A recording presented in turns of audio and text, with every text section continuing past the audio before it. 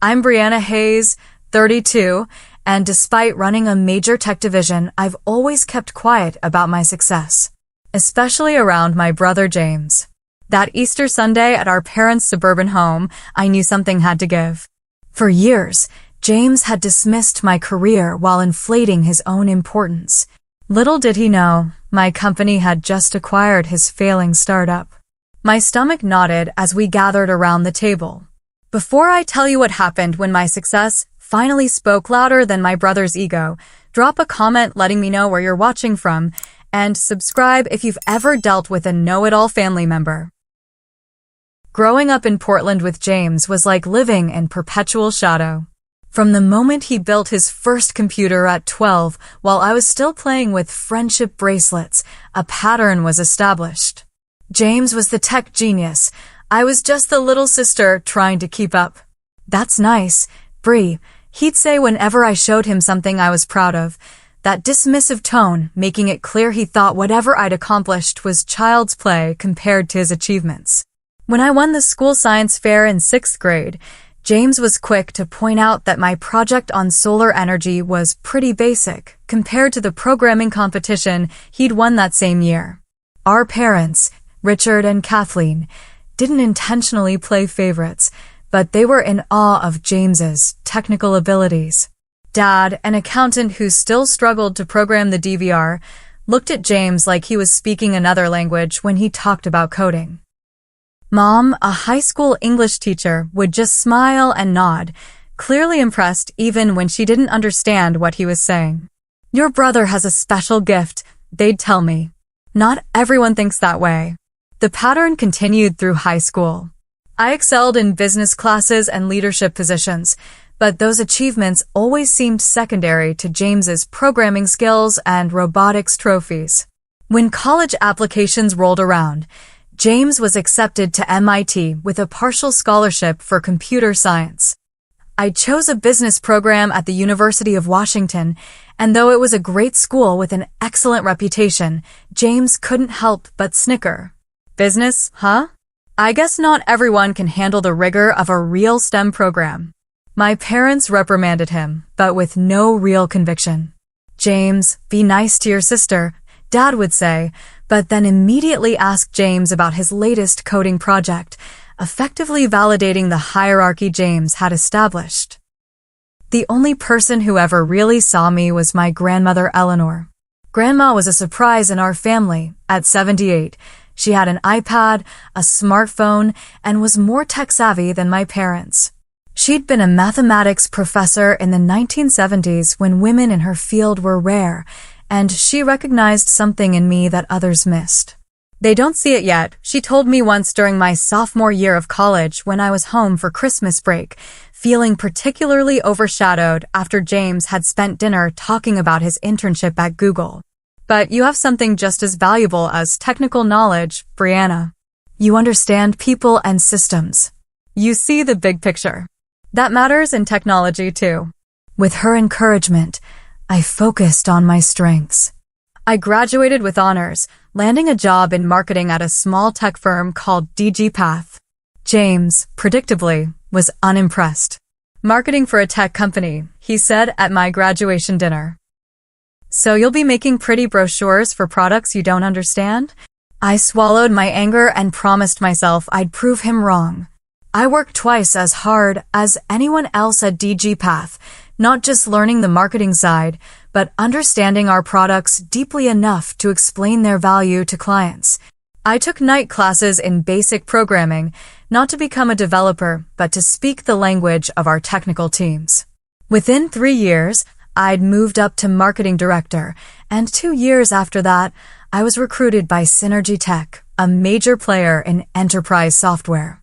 Each step forward in my career was met with the same dismissive attitude from James.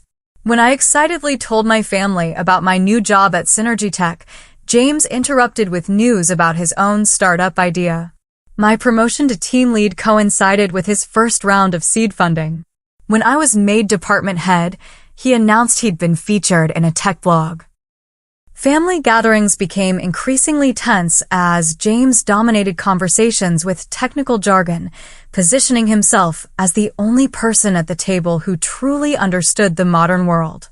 He'd use terms like neural networks and blockchain architecture without explanation, effectively shutting down any meaningful contribution from others. "Don't worry if you don't get it," he'd say, especially to me. "It's pretty complex stuff." My parents would beam with pride, while I sat quietly, building my career without fanfare.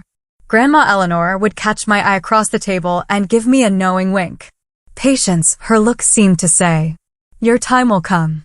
And it did in a way I never could have anticipated. 7 years into my career at Synergy Tech, I was appointed Director of Strategic Acquisitions, responsible for identifying promising smaller companies for potential purchase. It was during a routine review of acquisition targets that a familiar name appeared on my desk. Next here, a startup with promising technology but struggling financials. James's startup. My career trajectory at Synergy Tech hadn't been accidental. While James was busy talking about his achievements, I was quietly building mine. I started in marketing but quickly demonstrated an aptitude for understanding market trends and identifying opportunities.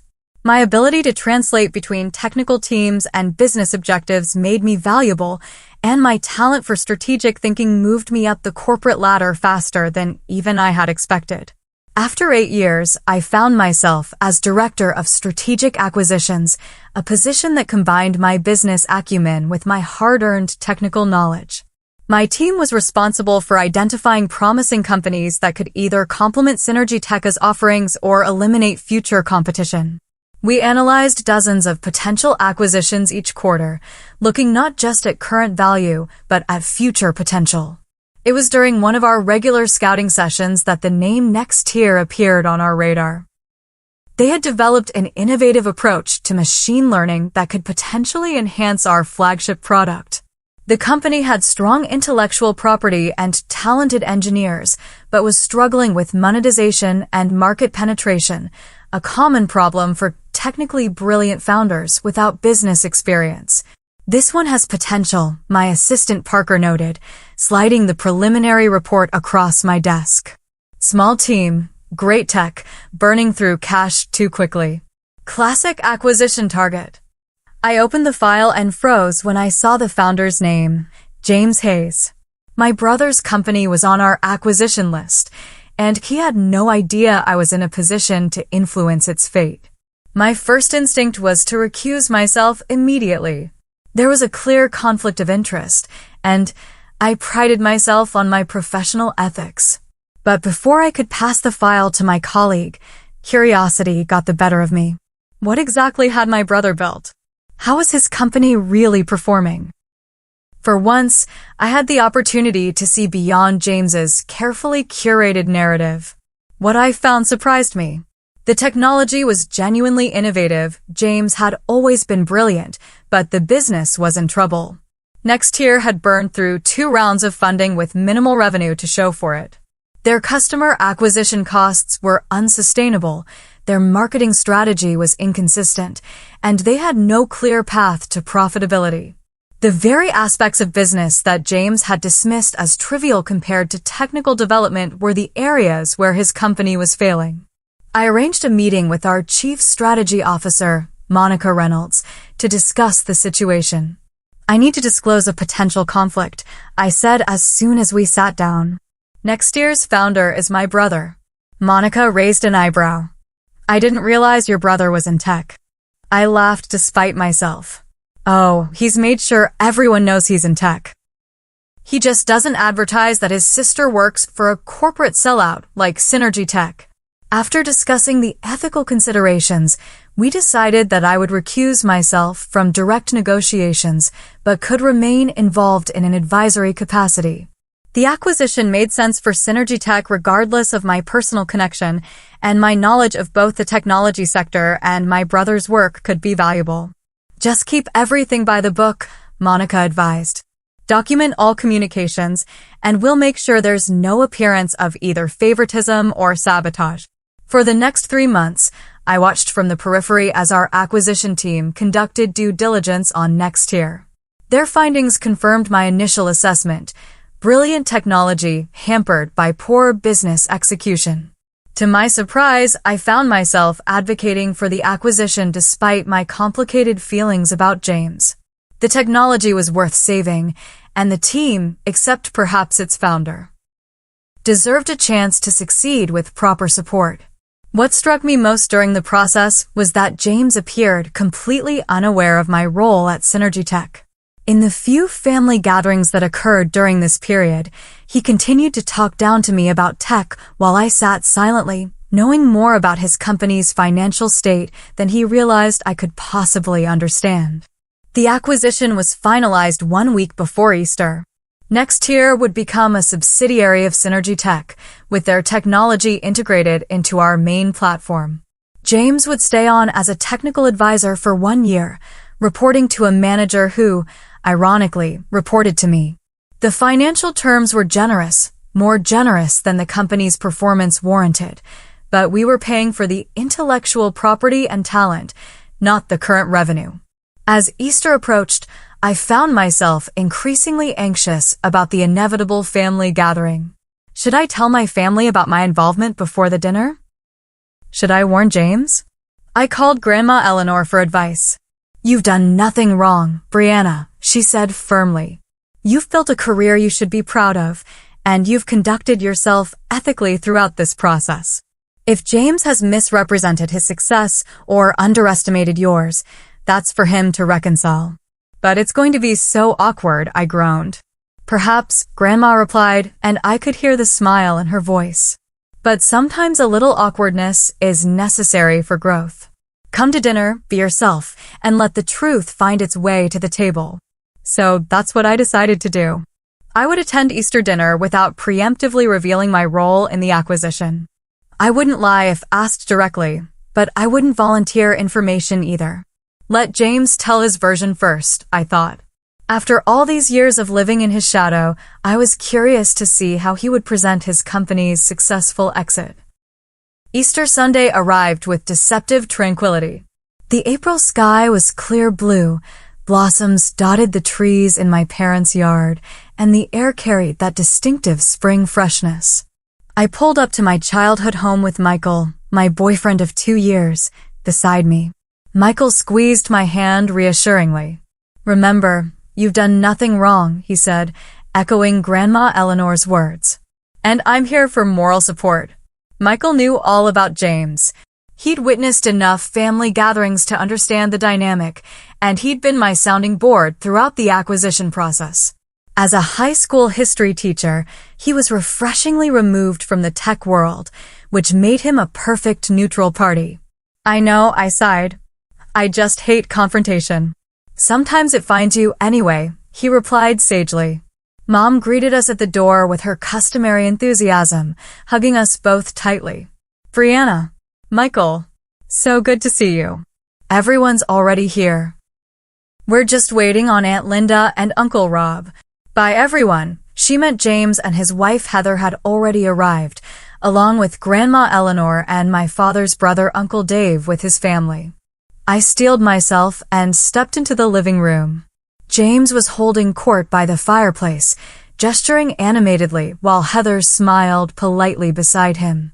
Dad and Uncle Dave were nodding, seeming impressed by whatever he was saying. Heather spotted me first and waved, genuine warmth in her expression. Despite everything, I'd always liked Heather. She was kind and unpretentious, a pediatric nurse who seemed to balance James's ego with her own groundedness.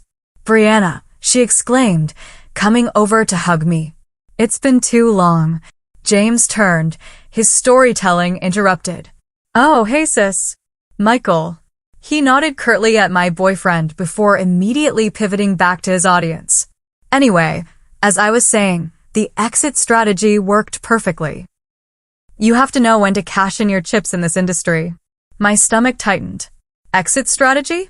James was already spinning the acquisition as if it had been his master plan all along, rather than a necessary lifeline for a sinking company. "Tech is so volatile right now," he continued, but if you know what you're doing, you can position yourself for maximum leverage. Dad beamed proudly. James was just telling us about his company's acquisition. Sounds like he made quite a deal. Is that right? I said, keeping my voice neutral. Congratulations, James. He shrugged with affected modesty. Just how the game is played. Not everyone understands the long-term strategy involved. Brianna works in tech too, Michael interjected helpfully. James laughed. Yeah, marketing for some corporate giant. Not quite the same as founding and exiting a startup. Before I could respond, Mom called from the kitchen. Brianna, could you help me with the deviled eggs? Grateful for the escape, I slipped away to the kitchen where Grandma Eleanor was already arranging appetizers on a platter. She looked up as I entered, her eyes twinkling. Just in time, she said, handing me a serving spoon. Your mother needs help, and I need entertainment. How's our tech mogul spinning his tail out there? Grandma, I whispered, glancing toward the door. He's acting like he orchestrated the whole thing as some brilliant strategy. She chuckled softly. Men like your brother often rewrite history to protect their egos. The question is, what are you going to do about it? I busied myself with the deviled eggs. Nothing, I guess. What can I do? Stand up and announce that his company was failing and my company saved it. You could, she said calmly. Or you could simply tell the truth if asked directly. Not to humiliate him, but because truth matters. Especially in families. You don't think I should just let it go? Keep the peace. Grandma Eleanor placed a warm hand over mine. Peace built on falsehood isn't really peace, Brianna. It's suppression. You've spent your whole life diminishing your light so James could shine brighter. Maybe it's time to stop doing that. Mom bustled in before I could respond, assigning us more food preparation tasks. The next hour passed in a flurry of activity as the remaining guests arrived and the house filled with the chaotic energy of a large family gathering. Through it all, I could hear James's voice rising above others, continuing to shape his narrative of entrepreneurial brilliance. As I helped Grandma set the dining room table, she murmured, "Stand tall, but don't force it. The truth has a way of finding its moment." Finally, Mom announced dinner was ready. We all gathered around the large oak table, passing dishes and filling plates. James strategically positioned himself at the center of the table, directly across from Dad, the perfect spot for commanding attention. Michael and I sat near one end, with Grandma Eleanor beside me. As we settled in for the meal, I felt the tension in my shoulders building. James had spent the past hour misleading our family about his professional situation while dismissing mine. Yet here I sat, silently complicit in his deception. Grandma Eleanor was right, this wasn't peace. And as the dinner conversation inevitably turned toward careers and accomplishments, I knew the moment of truth was rapidly approaching. Easter dinner in the Hayes family had always been a production.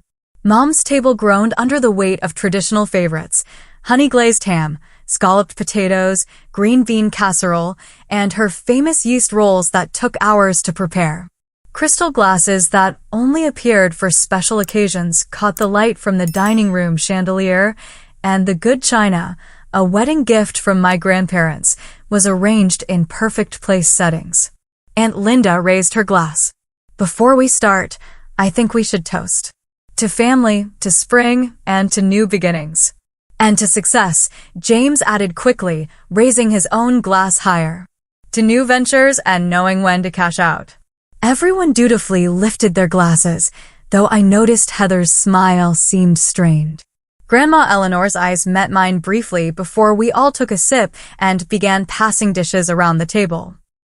The conversation flowed easily at first, centered on safe topics like Cousin Amy's new baby, Uncle Rob's recent retirement, and Aunt Linda's planned trip to Italy. But as the meal progressed, James grew increasingly restless with topics that didn't allow him to showcase his achievements.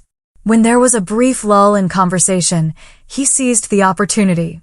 "So, Dad, I've been thinking about advising you on your retirement portfolio," he said, cutting into his ham.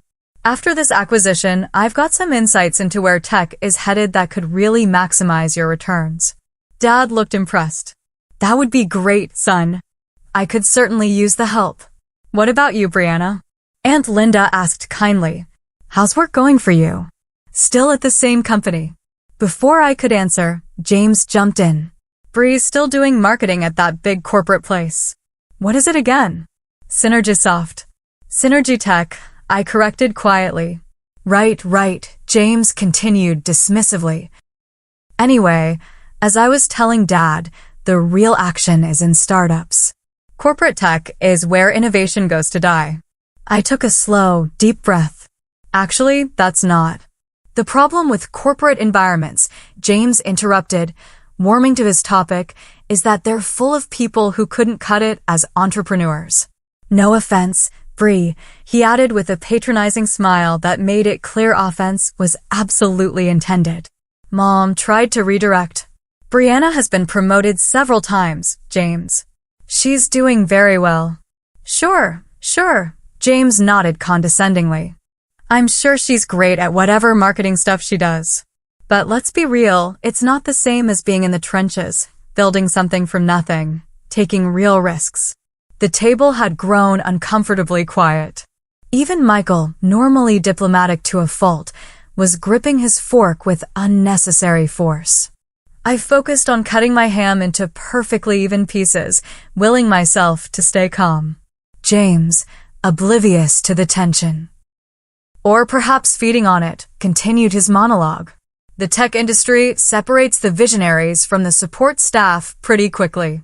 Some people have what it takes to innovate, to disrupt, to lead technological revolutions. Others are better suited to, well, supporting roles. He looked directly at me. Not everyone can handle a real career in tech. The silence that followed was deafening. Mom looked mortified, Dad uncomfortable. Heather was staring intently at her plate. I felt Michael's hand find mine under the table, squeezing supportively. And then, from the other end of the table, came Grandma Eleanor's clear, steady voice. Is that why your company just bought his? Time seemed to stop.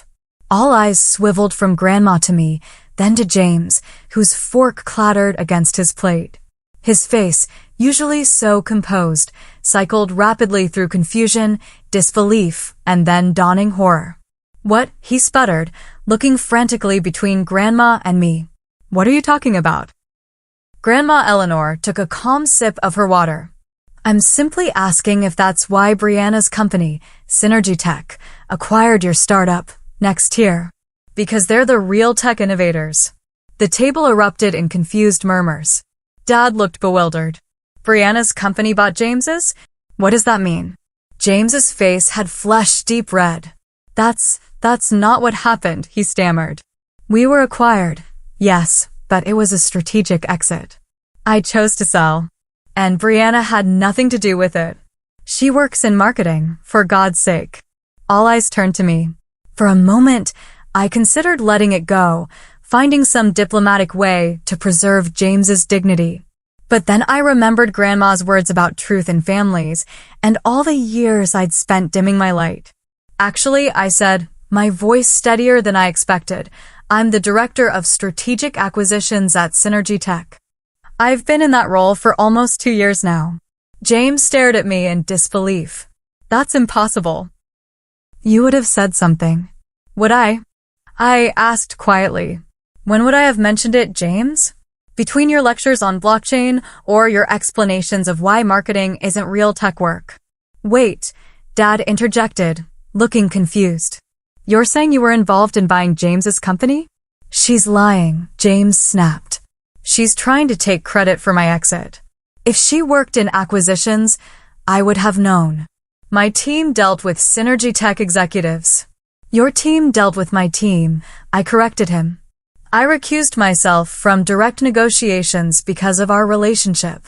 But yes, I was involved in an advisory capacity, and I'm the one who initially identified Next Tier as an acquisition target.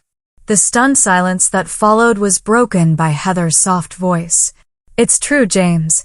I saw Brianna's name on some of the preliminary paperwork. I assumed you knew and just weren't mentioning it. James looked betrayed. You knew? And you didn't tell me. I thought you knew. Heather protested. Why wouldn't you know? Because she's lying. James pushed back from the table violently, his chair scraping against the hardwood floor. This is sabotage. You deliberately targeted my company, didn't you? Couldn't stand that I was finally succeeding, so you had to take over and ruin it. Your company was 3 months from bankruptcy, James, I said, keeping my voice level. You had great technology, but no sustainable business model. The acquisition saved your company, your employees' jobs, and your reputation. How dare you? James was nearly shouting now. You know nothing about tech business. James, Mom interjected, please calm down. I will not calm down, he snapped. My sister has been undermining me my entire life, and now she's claiming she saved my company? That's rich. I looked around the table at the shocked faces of my family. I'm not claiming I saved anything. I'm just telling the truth about what I do and what happened. Nextier had valuable IP and talented engineers. That's why we acquired it. It was a business decision, not a personal one. James laughed bitterly. Right. Just business. Is that why you never mentioned your role? Because it was so impersonal. I never mentioned my role because you never asked, I said simply. You've never been interested in my career, James. You've been too busy explaining to everyone why what you do is so much more important. The raw honesty of my statement hung in the air. James opened his mouth to argue, then closed it again. Without another word, he turned and stormed out of the dining room. A moment later, the front door slammed. The table remained silent for several long seconds. Finally, Uncle Rob cleared his throat. Well, that was unexpected. Aunt Linda turned to me. Brianna, honey, I had no idea you were so high up in your company. Why haven't you ever told us? I looked around at my family, at the genuine surprise and interest on their faces, and felt a weight I hadn't even realized I was carrying begin to lift. I guess no one ever really asked, I said softly. As the shock of James's departure settled over the table, all eyes turned to me. The family dynamic had shifted so suddenly that no one seemed to know quite how to proceed. Heather looked particularly uncomfortable, caught between loyalty to her husband and the uncomfortable truth that had been revealed. Perhaps, Grandma Eleanor suggested gently, this would be a good time for Brianna to tell us about her actual career. Mom nodded eagerly, though her eyes kept darting to the front door where James had exited. Yes, please. I feel terrible that we don't know more about what you do, sweetheart. I took a deep breath, feeling strangely vulnerable. For years, I'd protected myself by keeping my professional life separate from my family, partly because of James's dismissive attitude and partly because I'd grown accustomed to being overlooked. I started at Synergy Tech in marketing, that's true, I began. But I moved into product strategy after 2 years, then to business development, and finally to acquisitions. I've been with the company for 9 years now. 9 years. Dad looked surprised. That's impressive in tech, isn't it? Such a volatile industry. Michael nodded. Extremely impressive. Brianna manages a team of 15 people and reports directly to the C-suite. A small smile tugged at my lips as I glanced at my supportive boyfriend. It's a good position. I enjoy the work. But what exactly do you do? Aunt Linda asked, seeming genuinely interested. So I told them. I explained how my team identified promising companies with valuable technology or market position, how we evaluated their potential fit with Synergy Tech, and how we structured deals that benefited both parties. I described the due diligence process, the negotiation strategies, and the integration challenges that followed acquisitions.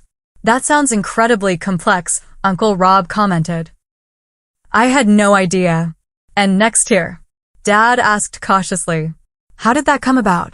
I explained the process as factually as possible, emphasizing the professional aspects and downplaying any personal elements.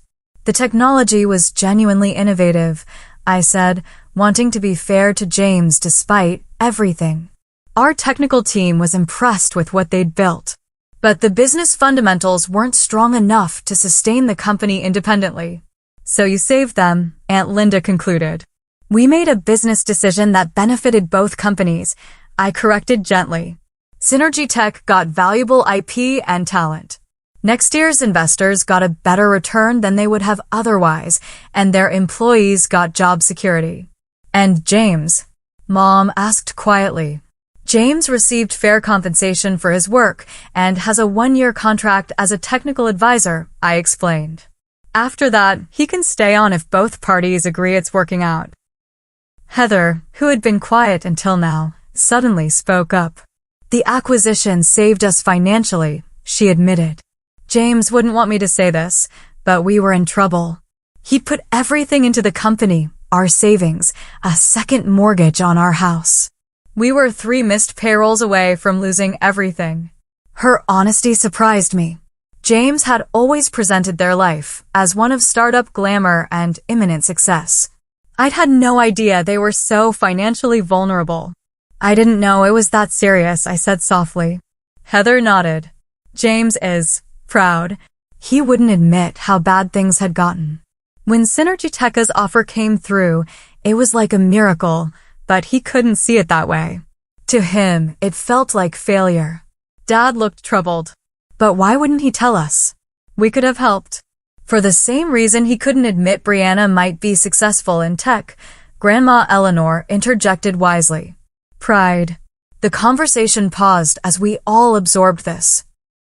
I felt a complex mix of emotions, vindication that my family finally understood my career, sadness for James's struggles, and lingering frustration that it had taken this kind of confrontation for the truth to emerge. I should probably go talk to him, Heather said, moving to stand. No, I said, making a sudden decision. I'll go. Michael squeezed my hand. Are you sure? I nodded. We need to clear the air once and for all. As I pushed back from the table, Mom looked worried. Brianna, maybe give him some time to cool down first? We've given this situation years to cool down. Mom, I replied. I think it's time for some honest conversation. I found James sitting on the front porch steps, staring out at the quiet suburban street. He didn't look up when I sat down beside him, leaving a careful distance between us. Come to gloat? He asked flatly. No, I said. I came to talk. Actually talk, for once. He gave a humorless laugh. What's there to talk about? You won. Congratulations. This isn't about winning or losing, James. It's about truth.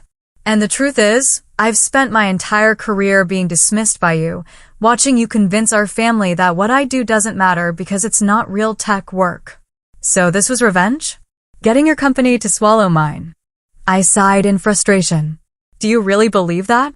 Do you honestly think I would risk my professional reputation and potentially violate corporate ethics just to get back at you? James was quiet for a moment. When did you become director of acquisitions? He finally asked. 2 years ago. And you never thought to mention it at family gatherings? When would I have mentioned it, James? I asked. Between your monologues about neural networks and blockchain, you've never once asked me about my career. Not once. He had the grace to look slightly abashed. I just assumed. You assumed I was still in the same entry-level marketing position I started in 9 years ago. I finished for him. Because that fit your narrative that I wasn't capable of understanding real tech.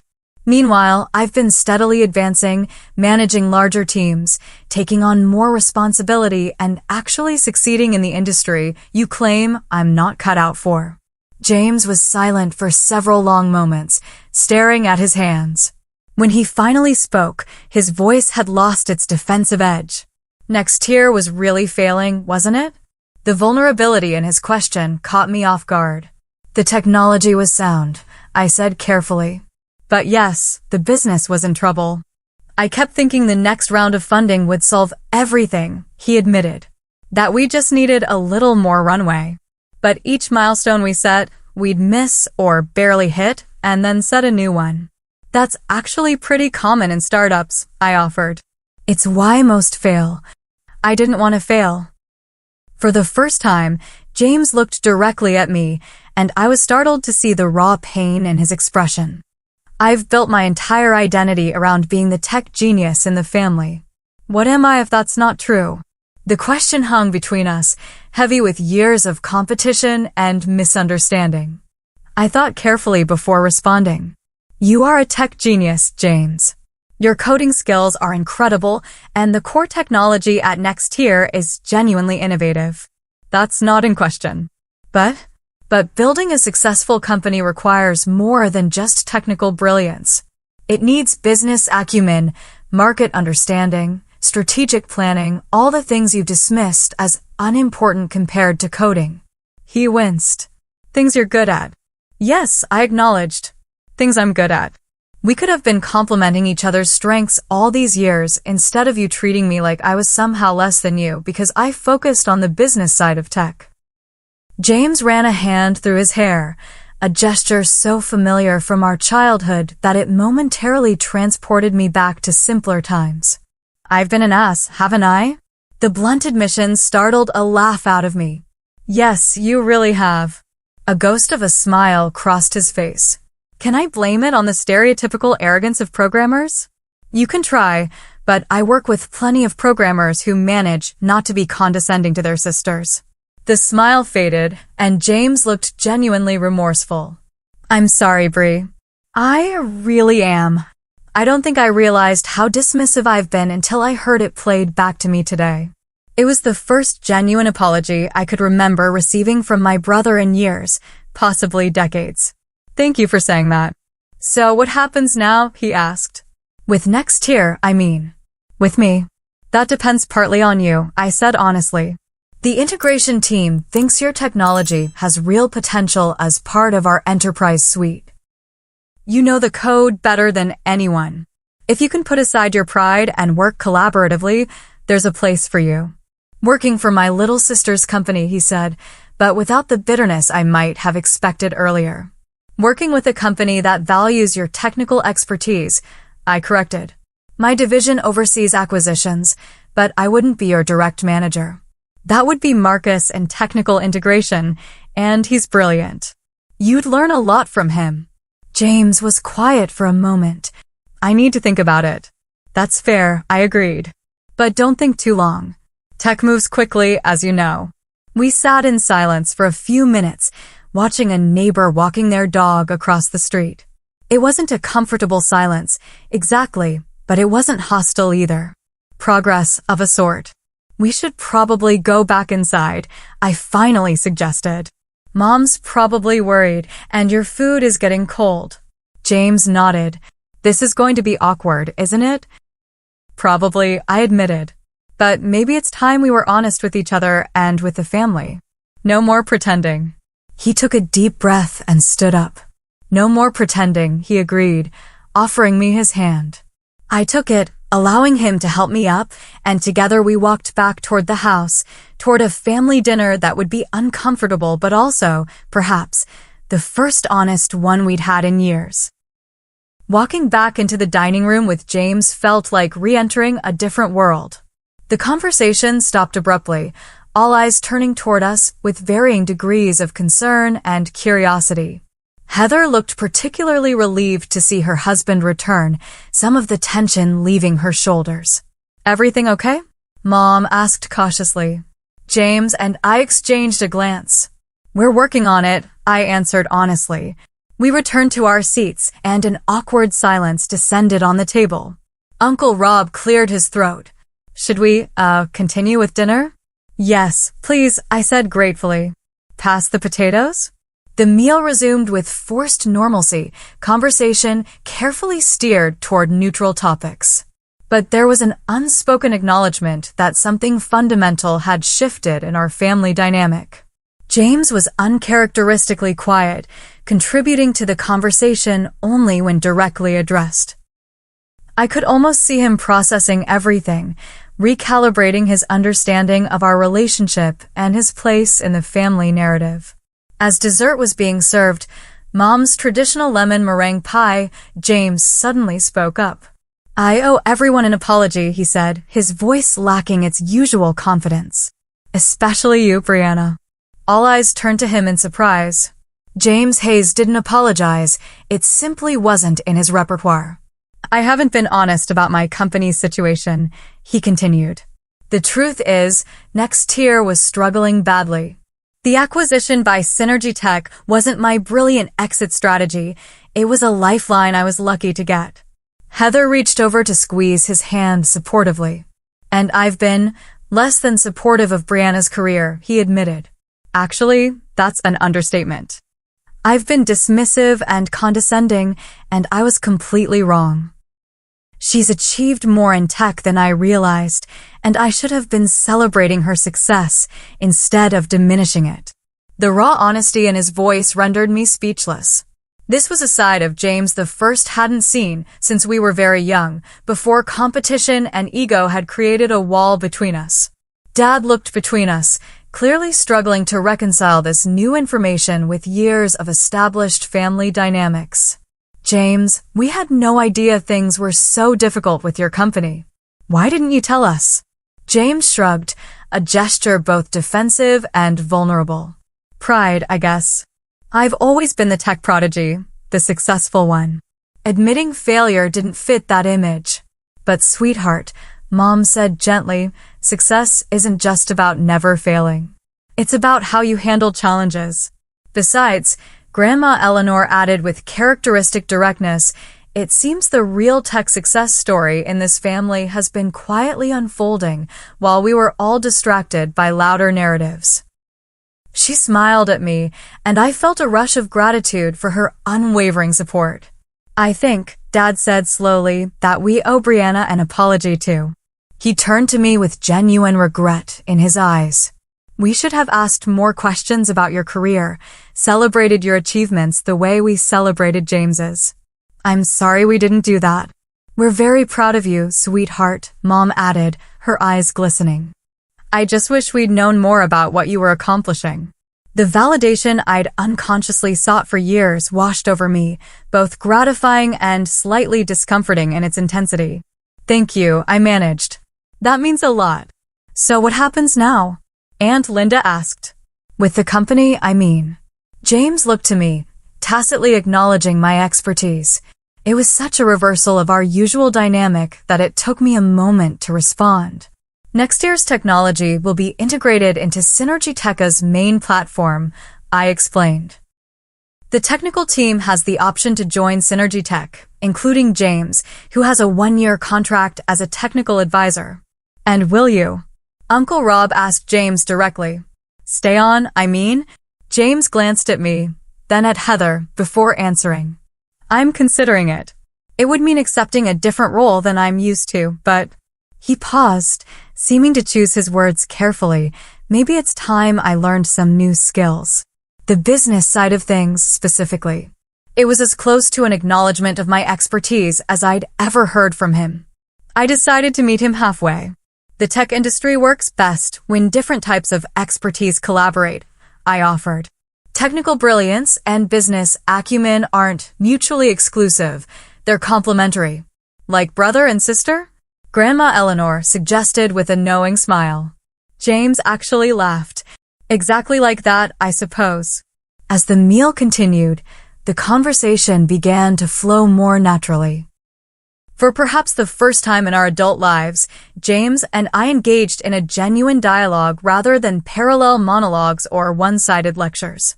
He asked questions about my role at Synergy Tech with authentic interest, and I inquired about the technical challenges he'd solved at Nextier. Our family watched this exchange with something like wonder, as if witnessing a rare natural phenomenon. After dessert, as we helped clear the table, Dad pulled me aside. I had no idea, Brianna, he said quietly. About your job, about how successful you've become. Why didn't you tell us more? I considered the question seriously. I think after a while, I just got used to being in the background. James was always so forceful about his accomplishments that it seemed easier to stay quiet about mine. Dad looked genuinely distressed. We should have noticed. I should have noticed. It's okay, Dad, I reassured him. We all fell into patterns, but maybe now we can create some new ones. Later, as we gathered in the living room for coffee, Grandma Eleanor orchestrated a moment that would have seemed impossible just hours before. I think she announced with the authority that only an elder matriarch can command that we should have a proper toast to both his siblings and their achievements in technology. She raised her coffee cup, eyes twinkling, to James, whose technical brilliance created valuable innovation, and to Brianna, whose business acumen ensures that innovation reaches its potential in the market. May they both continue to succeed, perhaps even together. To James and Brianna, the family echoed, raising their cups. James caught my eye across the room and raised his cup a little higher in my direction. A simple acknowledgement, but one that spoke volumes about the shift in our relationship. As the afternoon turned to evening and guests began to depart, James approached me one more time. I meant what I said earlier, he told me quietly. I am sorry for how I've treated you and your career. I know, I said, and I appreciate that. He hesitated, then added, I'm going to take the position at Synergy Tech. I've got a lot to learn about the business side of tech, and... He smiled ruefully. It seems I have access to a pretty good teacher. I couldn't help but smile back. Just promise not to call it not real tech work, and we'll be fine. Deal, he agreed, extending his hand formally. I bypassed the handshake and gave him a quick hug instead. Happy Easter, James. Happy Easter, Bree, he replied, and for the first time in years, the nickname held affection rather than condescension. As Michael and I drove home that evening, I felt both exhausted and strangely invigorated. Years of family dynamics had been upended in a single afternoon, old patterns disrupted, new possibilities revealed. How are you feeling? Michael asked as we navigated the evening traffic. I considered the question carefully. Like something that was knotted for a very long time is finally starting to untangle, I said. It's uncomfortable, but also freeing. He smiled. Your grandmother is something else, you know that?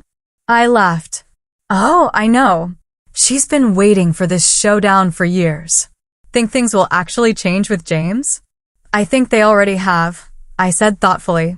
Whether those changes stick, well, that's up to both of us. As we pulled into our driveway, I realized I felt lighter than I had in years. The truth, once spoken, had cleared away long-standing cobwebs of misunderstanding and resentment. There would be awkward moments ahead, old habits reasserting themselves, new boundaries to establish. But for the first time since childhood, I felt hope for my relationship with my brother, not as competitors, but as colleagues, maybe even collaborators. Family. 3 months after that fateful Easter dinner, I found myself sitting across from James in the Synergy Tech cafeteria. It had become our weekly ritual, Tuesday lunch, to discuss the integration of next year's technology and to catch up as siblings. Today, James was animatedly explaining a new approach to the algorithm that had been next year's core innovation. The processing speed has increased by 37%, he said, his eyes bright with the excitement that had always characterized him when discussing technical challenges. Marcus thinks we can push it even further if we restructure the data pipeline. I smiled, genuinely impressed. That's fantastic, James. The enterprise clients will love that kind of performance boost. It's actually building on something your data science team suggested, he admitted, a statement that would have been unthinkable 4 months ago. Turns out there are some smart people here at the corporate sellout. We both laughed at his reference to his former dismissal of Synergy Tech. In the 3 months since James had joined the company, I'd watched him slowly adapt to corporate culture. There had been rough patches, his tendency to speak bluntly had ruffled some feathers in HR, and he'd initially bristled at the layers of approval required for changes, but he was learning. More surprisingly, he seemed to be enjoying the stability and resources a larger company provided. How are things with Marcus? I asked, referring to his direct manager. James considered the question. Good, actually. He knows his stuff, and he doesn't micromanage. I'm learning a lot about project management from him. And team leadership? Still a work in progress, he admitted ruefully. Turns out managing people requires skills I haven't fully developed yet. This self-awareness was perhaps the most striking change in my brother. The James of 6 months ago would never have acknowledged any skill deficit. "You'll get there," I assured him. "It takes time." Our conversation drifted to family matters. Mom and Dad had visited the Synergy Tech campus the previous week, finally seeing firsthand what both their children did professionally. It had been a revelation for them, especially Dad, who had spent the entire tour alternating between proud exclamations and confused questions about technology. "I think they're still processing it all," James said. 20 years of thinking I was the only tech person in the family, and now they're trying to understand that you've been quietly outranking me for years. "Not outranking," I corrected gently. "Different paths, different skills." He nodded, acknowledging the distinction. "Fair enough. Speaking of family, are you free for dinner at Grandma Eleanor's this weekend? She specifically requested both of us." I smiled. Since Easter, our grandmother had become even more deliberate in fostering our rebuilt relationship. Wouldn't miss it. That woman's cooking is worth any family therapy session she might have planned. "She's subtle as a sledgehammer," James agreed affectionately. "But effective." As we finished lunch and walked back toward our respective departments, I reflected on how much had changed. Our relationship remained a work in progress. Decades of established patterns couldn't be undone in mere months, but each interaction felt more authentic than the last. There were still moments when James slipped into his old condescending tone when discussing technical matters, but now he caught himself, often with a sheepish smile. Similarly, I was learning to assert my expertise rather than silently seething when overlooked. Our parents, too, were adapting to this new family dynamic. Mom had started asking specific questions about my work, making a genuine effort to understand what I did. Dad had begun forwarding me articles about women in tech leadership, his way of showing he recognized my place in that world. The most profound change, however, was internal. After years of diminishing my accomplishments to keep peace in the family, I was learning to take up space, to acknowledge my expertise, to correct misperceptions without apology. In professional settings, this newfound confidence translated to more effective leadership and clearer communication with my team. The following weekend, as promised, James and I joined Grandma Eleanor for dinner at her cozy apartment. After a meal of her famous pot roast, she served coffee in her living room and fixed us both with her characteristic direct gaze. "So," she said, settling into her favorite armchair, "how are my two tech executives getting along these days?" James and I exchanged amused glances. "Subtlety isn't your strong suit, is it, Grandma?" I teased. "At my age, dear, there's no time for beating around the bush," she replied. "Well, we're doing well," James answered. "Better than I expected, honestly." "He's learning to accept feedback without taking it as a personal attack," I added with a smirk. "And she's learning to give feedback without sounding like a corporate training manual," James countered good-naturedly. Grandma Eleanor smiled, satisfaction evident in her expression. "Good. Families should be honest with each other, but kindly so." "I've been thinking about that a lot lately," I said. "About honesty in families. For years, we all participated in this fiction that James was the only tech success story. Me by staying quiet about my achievements, James by exaggerating his, and the rest of the family by never questioning the narrative. It was comfortable, James admitted. For me, anyway. I got to be the star. "And what have you learned from having that comfort disrupted?" Grandma asked him. James considered the question seriously. That comfort isn't always growth. "That being the star kept me from learning things I needed to know. And that..." He glanced at me, that I missed out on a potential ally by treating my sister like a competitor. Grandma nodded approvingly before turning to me. "And you, Brianna? What have you learned?" "That silence isn't actually peace," I said. That diminishing myself to make others comfortable wasn't serving anyone, least of all me. And that authenticity, while sometimes uncomfortable, is the only way to be truly known and loved. Very good, Grandma said, sounding like the professor she once was. Now, the real test will be taking these lessons forward.